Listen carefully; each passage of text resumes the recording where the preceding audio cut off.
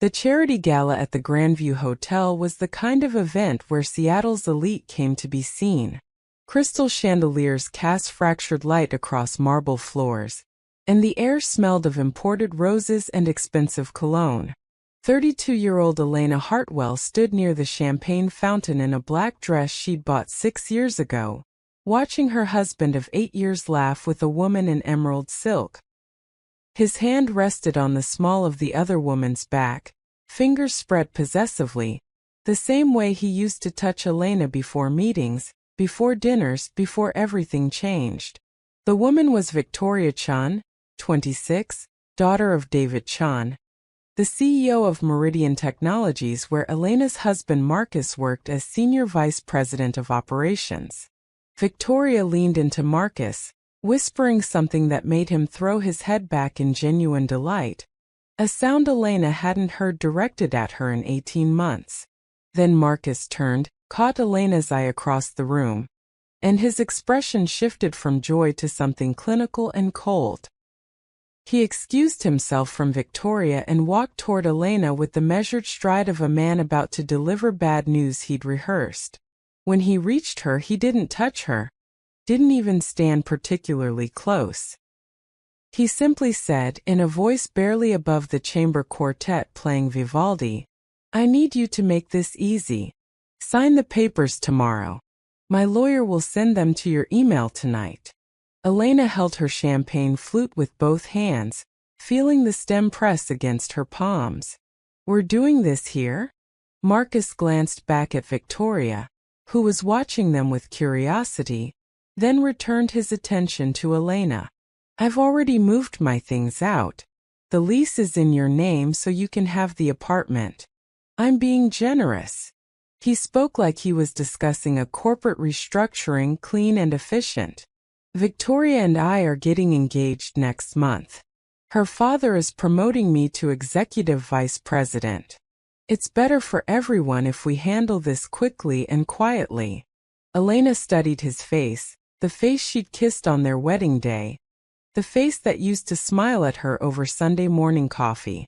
"Better for everyone," she repeated softly, letting the words sit between them.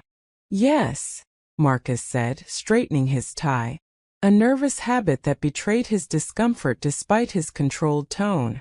"You'll be fine, Elena. You always land on your feet."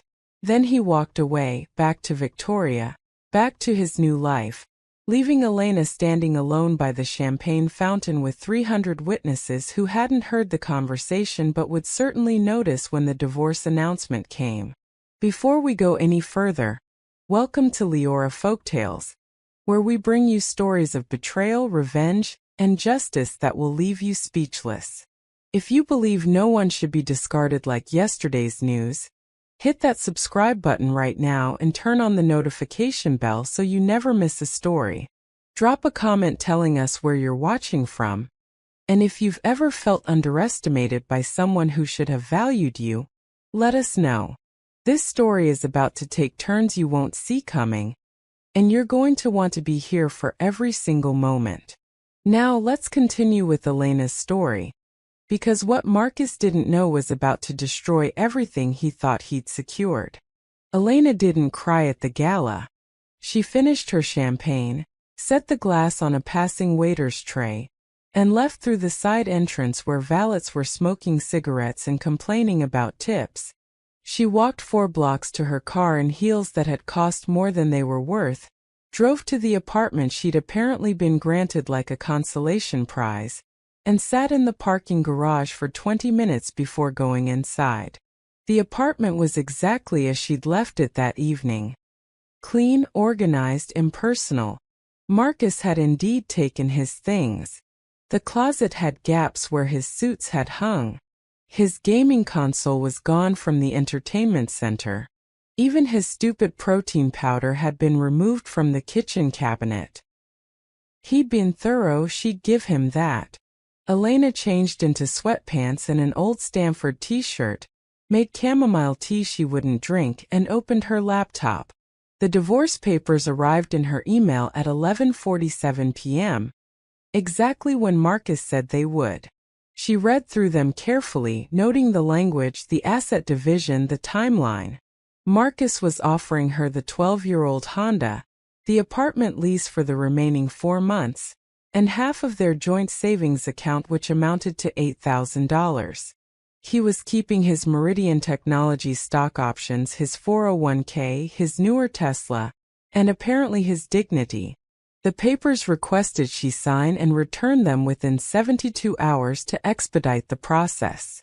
There was no alimony mentioned, no division of his upcoming promotion benefits, no acknowledgement that she'd supported him through graduate school, through 3 job changes, through the 60-hour weeks when Meridian had been courting him.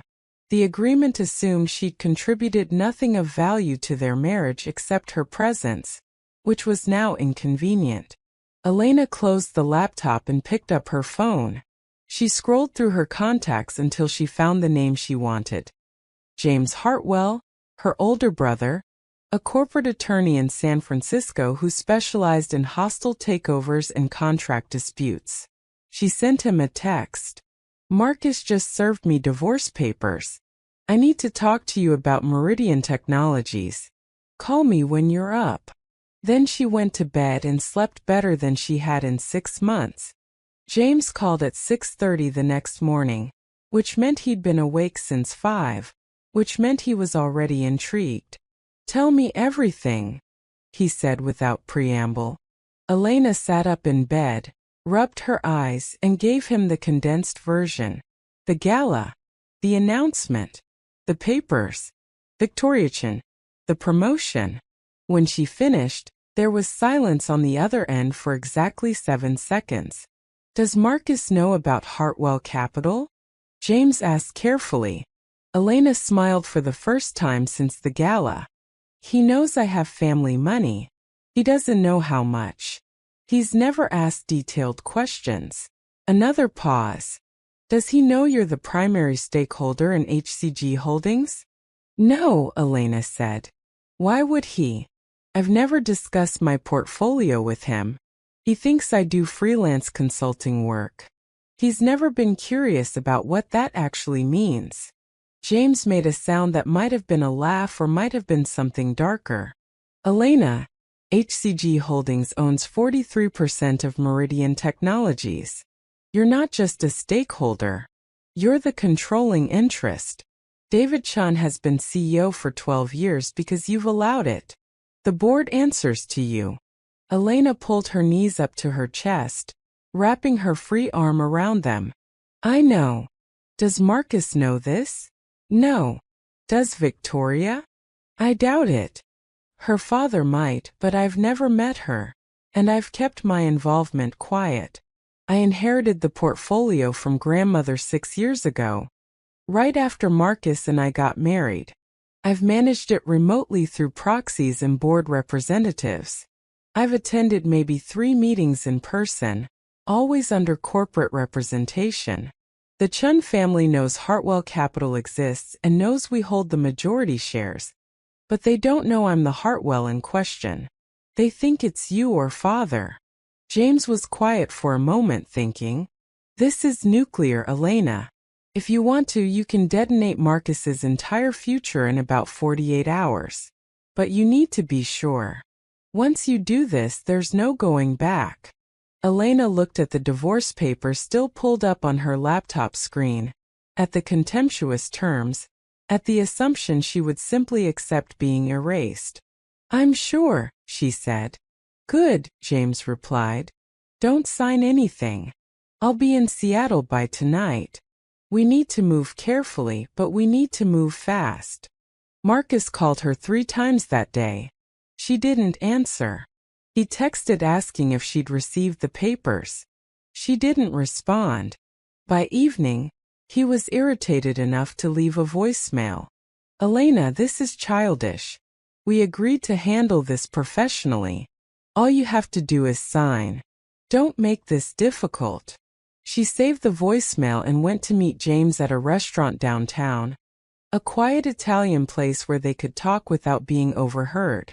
James arrived in a suit that cost more than the Honda Marcus had generously allowed her to keep, carrying a leather briefcase and an expression that meant he was working.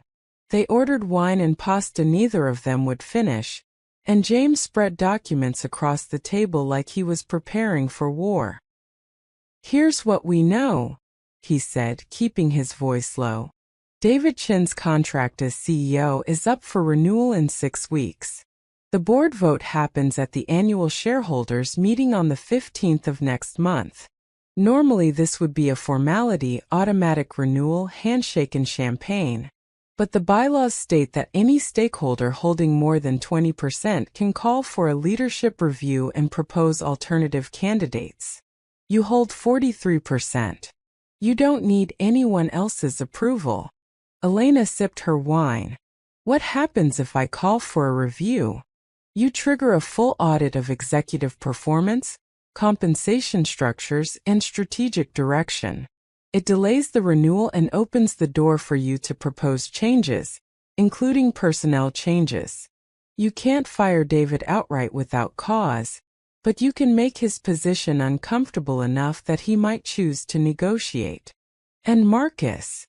James smiled, and it wasn't kind. "Marcus's promotion to executive vice president hasn't been formally approved yet.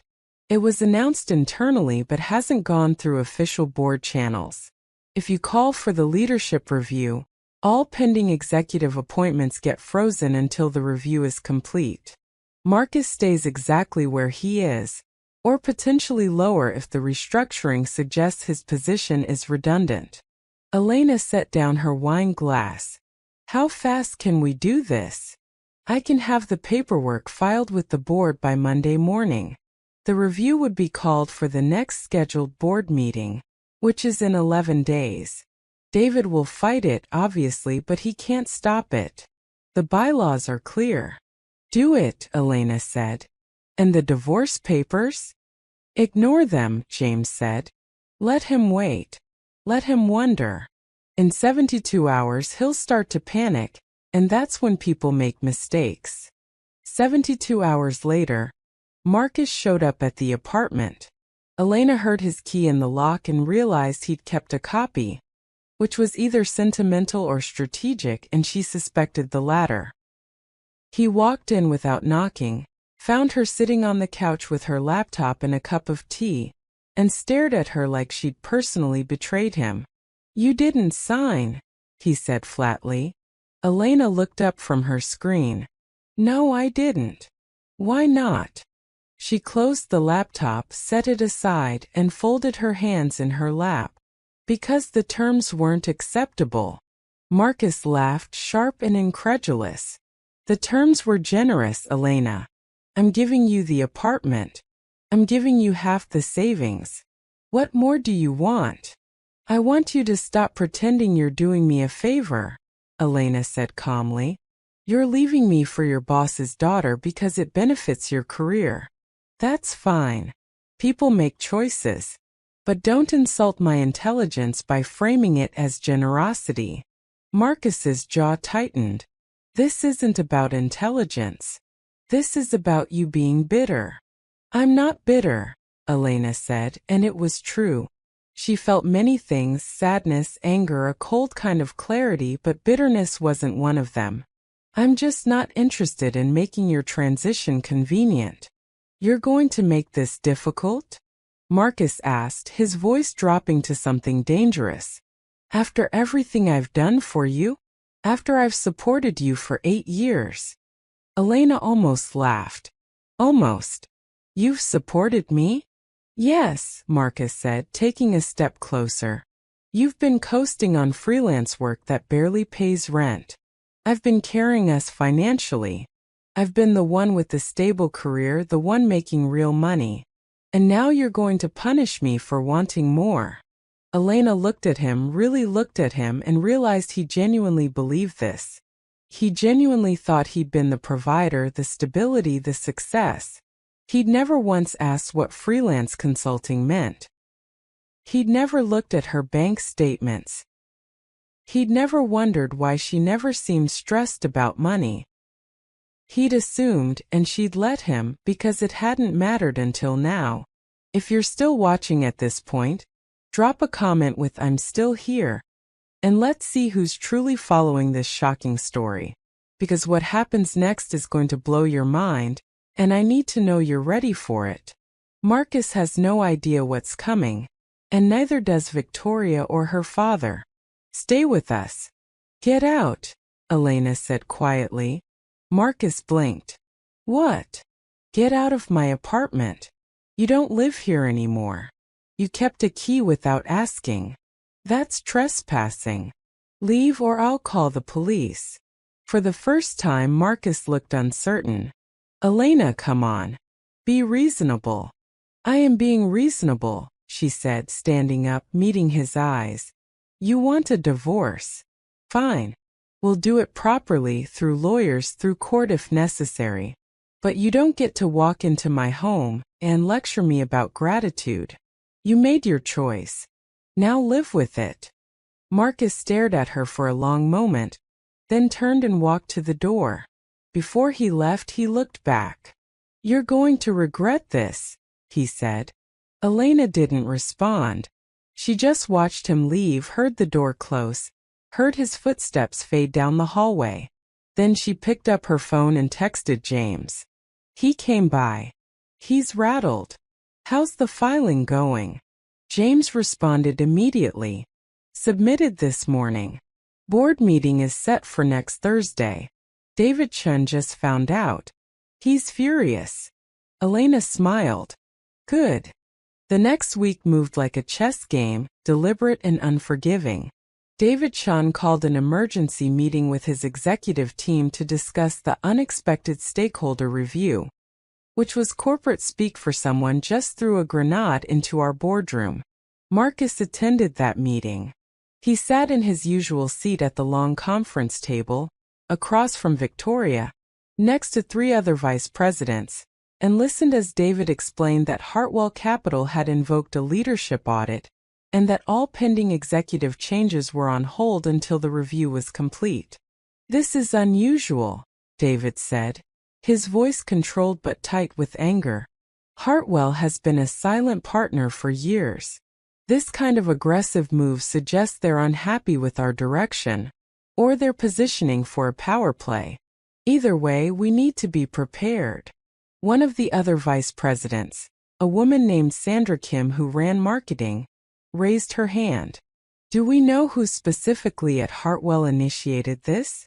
Is it James Hartwell? David shook his head. We don't know. Hartwell Capital is privately held. They don't disclose internal decision-making.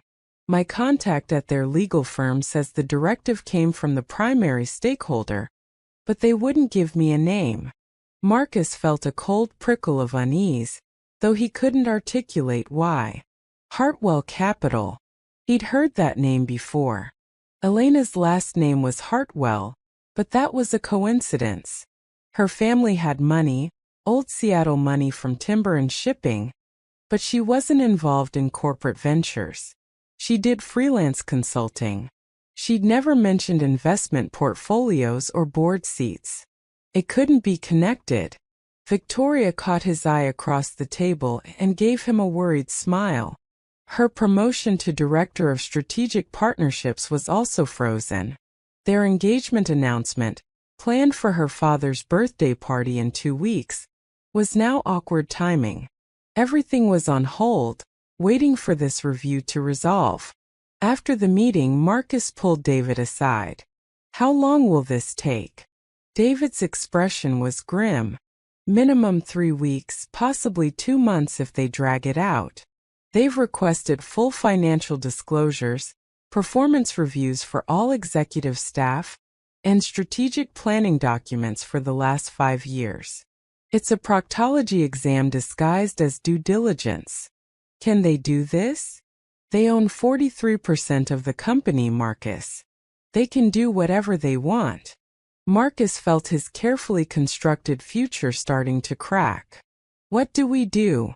We give them nothing to criticize, David said.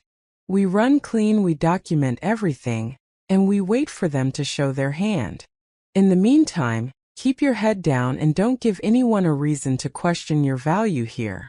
Marcus tried to focus on work, but the uncertainty gnawed at him. He called Elena twice more that week, asking her to reconsider the divorce terms, to be reasonable, to remember they'd once cared about each other. She didn't answer. By Friday, he was frustrated enough to drive to the apartment again, but this time he didn't use his key.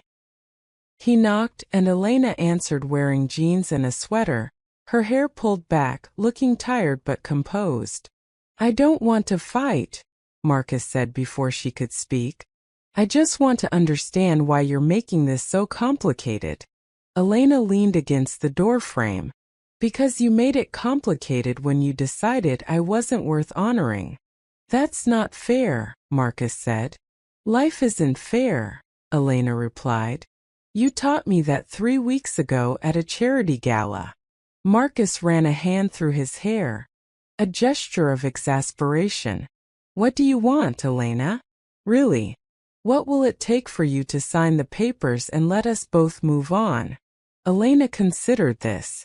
"I want you to answer one question honestly." "Fine. Do you know what I do for work?" Marcus frowned. "You do freelance consulting, project management, business strategy, things like that. Do you know who my clients are?" "I've never asked," Marcus admitted. "Exactly," Elena said softly. "You've never asked. In 8 years, you've never once been curious about what I do all day, how I spend my time, what I'm capable of. You assumed I was coasting, that I was dependent on you, that I was less than you. And that assumption is why you thought you could hand me divorce papers at a party, and I'd just accept it." Marcus stared at her. "What are you saying?" "I'm saying you should have asked more questions," Elena said. "I'm saying you should have known who you were married to before you decided I was disposable." Then she closed the door, and Marcus stood in the hallway feeling like he'd just missed something critical but couldn't identify what. The board meeting happened on a Thursday morning at 10 a.m. in Meridian Technologies' downtown headquarters, 19th floor, corner conference room with floor-to-ceiling windows overlooking Elliott Bay. David Chun arrived early, flanked by his lawyer and his CFO. The other board members arrived in clusters, 7 people representing various investment groups and legacy stakeholders. At 9:58, James Hartwell walked in wearing a charcoal suit and an expression that gave nothing away. At 9:59, Elena Hartwell walked in behind him. She wore a navy blue suit, minimal jewelry, her hair down, heels that brought her to 5'7". She carried a leather portfolio and an air of absolute calm. Marcus, who was sitting in the back of the room as an observer along with other executive staff, felt the floor drop out from under him. David Chun stood up slowly, recognition dawning on his face.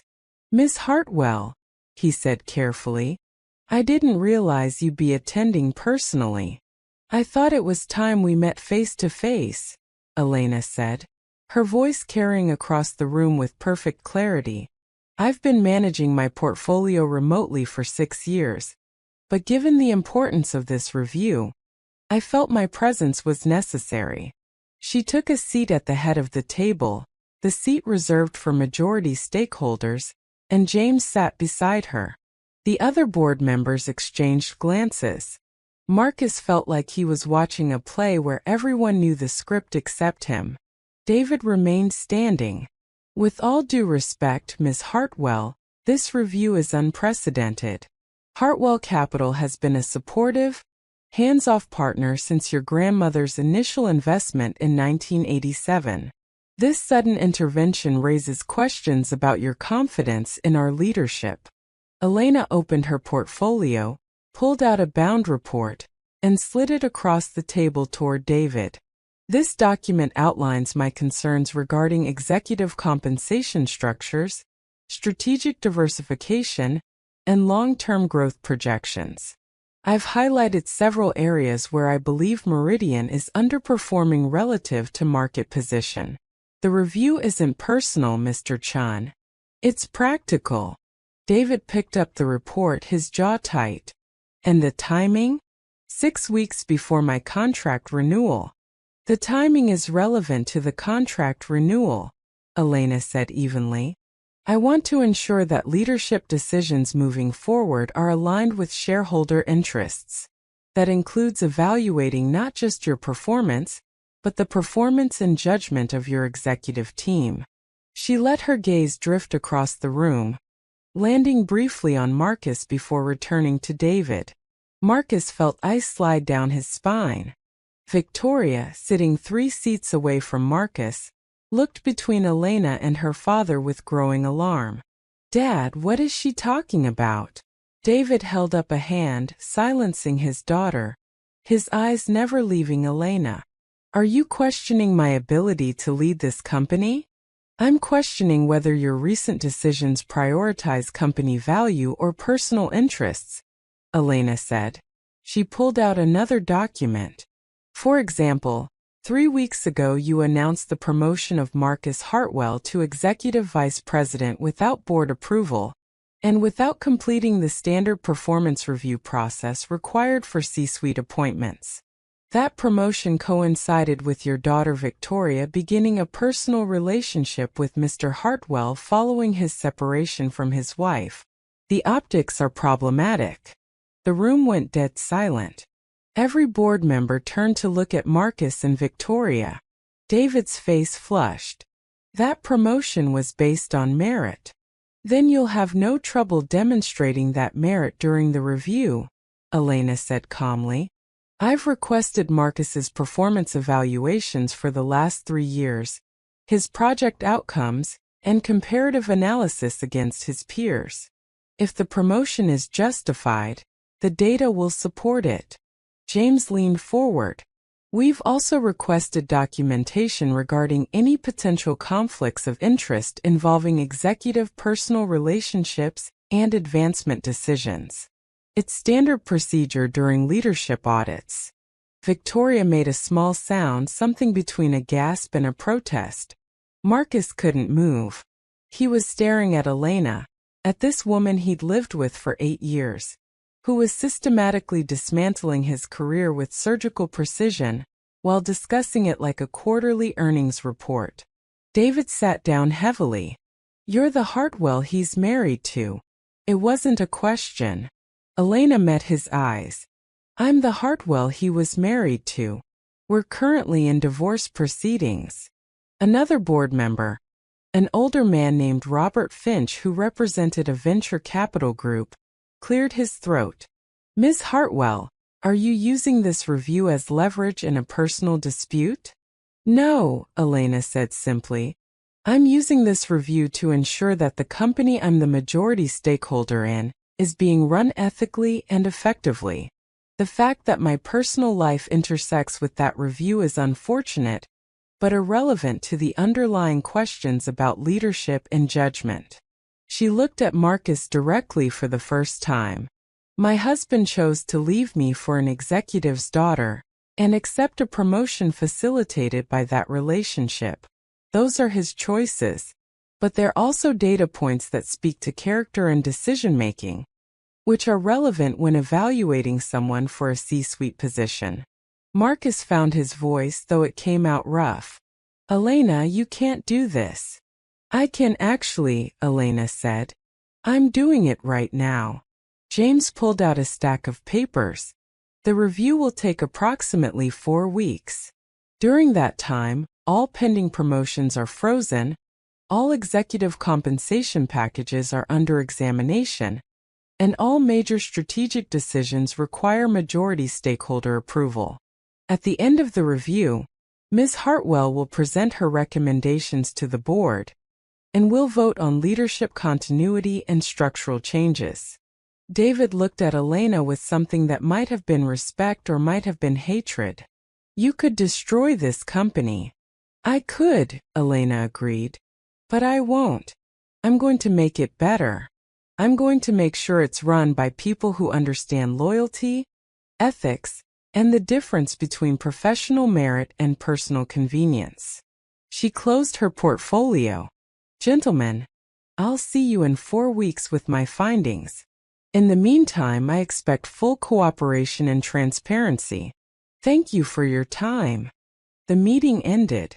Elena and James left first, walking out together without looking back. The board members filed out in uncomfortable silence. David sat motionless, staring at the report Elena had left behind. Victoria was crying quietly, her hands over her face. Marcus stood up slowly, his legs unsteady, and walked out into the hallway where Elena was waiting by the elevators. "Why?" he asked, his voice breaking on the word. Elena turned to face him. "Because you asked me what I wanted. I wanted you to understand who you threw away." "This is revenge," Marcus said. "This is you punishing me for leaving." "This is me protecting my investment," Elena corrected. "If you'd bothered to ask about my work, if you'd shown even passing interest in my life, you would have known I own this company. You would have known that courting the boss's daughter while betraying your wife was spectacularly stupid. But you didn't ask. You assumed. And assumptions have consequences." The elevator arrived. James stepped in, holding the door. "Are you going to fire me?" Marcus asked desperately. Elena stepped into the elevator. "I'm going to let the review determine if you ever deserve the position you have. If the data says you're competent, you'll keep your job. If it says you were promoted because of who you're sleeping with, you'll be restructured. Either way, you'll know you earned whatever comes next." The doors started to close. Marcus put his hand out, stopping them. "I loved you, Elena. I really did." Elena looked at him with something that might have been sadness. "No, Marcus. You loved what I let you believe I was. You never bothered to find out who I actually am." She removed his hand gently from the door. "Now you know." The elevator closed and Marcus stood alone in the hallway of a company owned by the woman he'd discarded, realizing he'd destroyed his own future and hadn't even known he was doing it. For weeks later, the review was complete. James presented the findings in a closed board session that Marcus and Victoria were not invited to attend. The data showed that Marcus's performance was average, competent but not exceptional, certainly not worthy of an executive vice president role. His promotion had been premature and politically motivated. David Chen's leadership was rated adequate, but increasingly nepotistic, with several decisions in the past 2 years showing preference for personal relationships over company interests. The board voted, and Elena's recommendations were accepted by a margin of 6-1. David Chen remained CEO but with reduced authority and increased oversight. His contract renewal was approved for 2 years instead of the standard 5. Marcus's promotion was officially retracted. He remained Senior Vice President of Operations, but with a compensation adjustment reflecting actual performance metrics. Victoria's pending promotion to Director of Strategic Partnerships was postponed indefinitely pending completion of standard qualification reviews. The engagement between Marcus and Victoria was quietly cancelled 2 weeks later. Whether it was the embarrassment, the professional fallout, or simply the realization that their relationship had been built on ambition rather than affection, neither of them spoke about it publicly. Marcus moved to a smaller apartment in a less expensive neighborhood. He kept his job because the data said he was competent, but he walked the halls of Meridian Technologies knowing everyone knew who he was and what he'd done. Elena sold the apartment she'd once shared with Marcus and bought a house in Madison Park with a view of Lake Washington. She started attending board meetings in person, taking an active role in Meridian's strategic direction. She became known as a fair but exacting stakeholder who asked difficult questions and expected honest answers. The divorce was finalized quietly, with terms that reflected actual asset division, including Marcus's discovery that Elena had never needed his financial support, and had, in fact, been the primary earner throughout their marriage through passive investment income. He signed the papers without protest. 6 months after the gala, Elena ran into Victoria at a coffee shop near the Meridian offices. Victoria was waiting for her order, looking tired and older than 26. When she saw Elena, she hesitated, then walked over. "I owe you an apology," Victoria said without preamble. "I didn't know you were married when Marcus and I started seeing each other. He told me you were separated. By the time I realized the truth, I was already—" She paused, searching for words. "Invested." Elena looked at her, this young woman who'd been part of the destruction of her marriage, and felt mostly tired. "He's very good at making people feel like they're special," Elena said. "Like they're the only person who understands him. It's convincing until you realize he does it with everyone." Victoria nodded slowly. "I'm sorry. For all of it. For not asking harder questions." "I appreciate that," Elena said, and meant it. They stood in uncomfortable silence for a moment. Then Victoria asked, "Did you really buy Meridian just to get revenge on Marcus?" Elena almost laughed. "I didn't buy Meridian. I inherited 43% of it when my grandmother died 6 years ago. I've owned it longer than I was married to Marcus. The review wasn't revenge. It was due diligence." Victoria processed this. "So all of this, the audit, the promotions being frozen, that was just business?" "It was business that happened to intersect with my personal life," Elena said. "If Marcus had been qualified for the promotion, he would have kept it. The data didn't support it. That's not my fault." "But you knew it wouldn't," Victoria said. "You knew he'd been promoted because of me, because of my dad." Elena picked up her coffee from the counter, thanked the barista, and turned back to Victoria. "I knew a lot of things," she said. "I knew Marcus was ambitious. I knew your father valued loyalty over competence sometimes. I knew that mixing personal relationships with professional advancement is usually a bad idea. What I didn't know was whether anyone would be honest about it if given the chance. The review gave everyone that chance." Victoria looked down at her hands. "My dad barely talks to me now." "That's between you and your father," Elena said gently. "But if it helps, the review showed that you're actually quite talented at partnership development. Your metrics were solid. You would have earned the director position eventually without any family influence. You just needed more time." Victoria looked up surprised. "Really? Really?" Elena confirmed. "I included that in my recommendations. You're on track for promotion next quarter if you want it." For the first time, Victoria smiled slightly. "Thank you." Elena nodded. "Take care, Victoria." She walked out of the coffee shop into bright Seattle sunshine, carrying her coffee and feeling lighter than she had in months.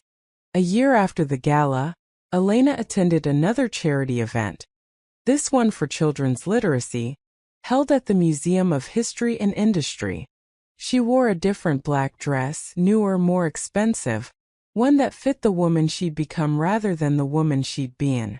She walked through the crowd confidently, stopping to talk with other donors, with board members from various organizations, with people who knew her name and her reputation. Across the room she saw Marcus. He was alone, nursing a glass of wine, looking out the window at the lake. He'd lost weight. He looked older. She watched him for a moment, feeling nothing in particular, no anger, no satisfaction, just a distant curiosity about the life he was living now. He turned, saw her, and for a second their eyes met. He raised his glass slightly in acknowledgement, not quite a toast, just recognition. Elena raised hers in return. Then she turned away and went to find James, who was talking with a group of tech investors near the silent auction tables. "Ready to leave?" James asked when she joined them. "Actually, no," Elena said, looking around the room at the people, the lights, the possibilities. "I think I'll stay a while." There's a panel discussion on educational equity starting in 20 minutes. I want to hear what they have to say. James smiled, the kind of smile that said he was proud of her. I'll save you a seat. Elena spent the rest of the evening listening to people talk about problems that mattered and solutions that could work. She wrote a substantial check to the Literacy Foundation. She exchanged business cards with 3 people doing interesting work in educational technology. She stayed until the end, until the last speech was finished and the crowd was thinning out. When she finally left, walking out into cool night air that smelled like rain and salt water, she felt something she hadn't felt in years. She felt like herself. Complete. Valued. Exactly where she belonged. Before you go, if this story moved you, if you believe in justice for those who were underestimated and discarded, then do us a favor. Hit that like button, drop a comment telling us what you thought about Elena's journey, and subscribe to Leora Folktales so you never miss another story of courage and comeback. Share this with someone who needs to remember that being underestimated is sometimes the greatest advantage you can have. We'll see you in the next story, and trust us, it's going to be just as powerful. Until then, remember that your value is never determined by someone else's failure to see it.